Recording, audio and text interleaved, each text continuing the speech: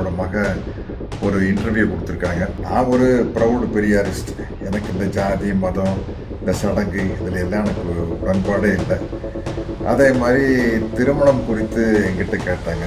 திருமணம் அப்படிங்கிறது ஒரு கட்டாயம் இல்லை, அது தனிநபர் விருப்பத்தை சார்ந்த விஷயம்.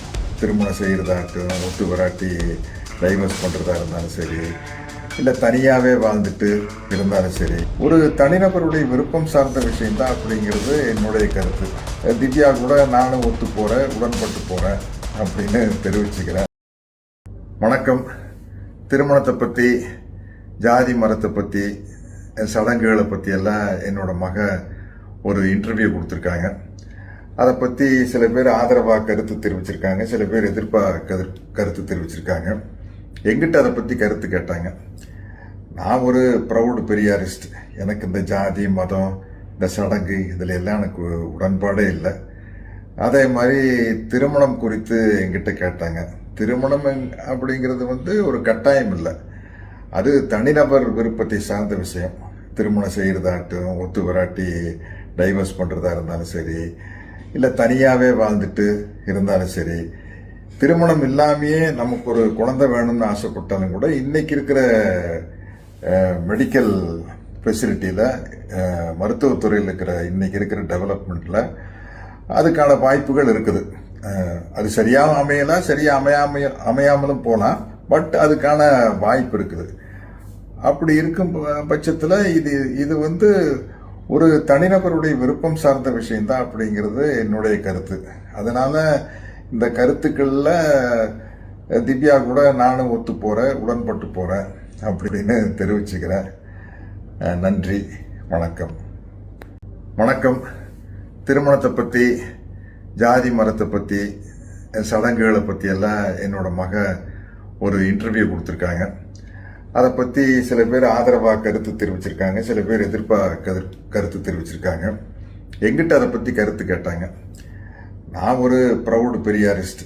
எனக்கு இந்த ஜாதி மதம் இந்த சடங்கு இதில் எல்லாம் எனக்கு உடன்பாடே இல்லை.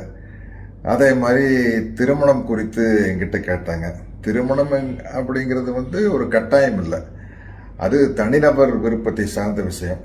திருமணம் செய்கிறதாகட்டும், ஒத்து வராட்டி டைவர்ஸ் பண்ணுறதா இருந்தாலும் சரி, இல்லை தனியாகவே வாழ்ந்துட்டு இருந்தாலும் சரி, திருமணம் இல்லாமையே நமக்கு ஒரு குழந்தை வேணும்னு ஆசைப்பட்டாலும் கூட இன்னைக்கு இருக்கிற மெடிக்கல் ஃபெசிலிட்டியில், மருத்துவத்துறையில் இன்னைக்கு இருக்கிற டெவலப்மெண்ட்டில் அதுக்கான வாய்ப்புகள் இருக்குது. அது சரியாக அமையலாம், சரியாக அமையாமலும் போகலாம், பட் அதுக்கான வாய்ப்பு இருக்குது. அப்படி இருக்கும் பட்சத்தில் இது ஒரு தனிநபருடைய விருப்பம் சார்ந்த விஷயந்தான் அப்படிங்கிறது என்னுடைய கருத்து. அதனால இந்த கருத்துக்களில் திவ்யா கூட நானும் ஒத்து போகிறேன், உடன்பட்டு போகிறேன் அப்படின்னு தெரிவிச்சுக்கிறேன். நன்றி, வணக்கம். வணக்கம். திருமணத்தை பற்றி, ஜாதி மதத்தை பற்றி, சடங்குகளை பற்றி எல்லாம் என்னோட மக ஒரு இன்டர்வியூ கொடுத்துருக்காங்க.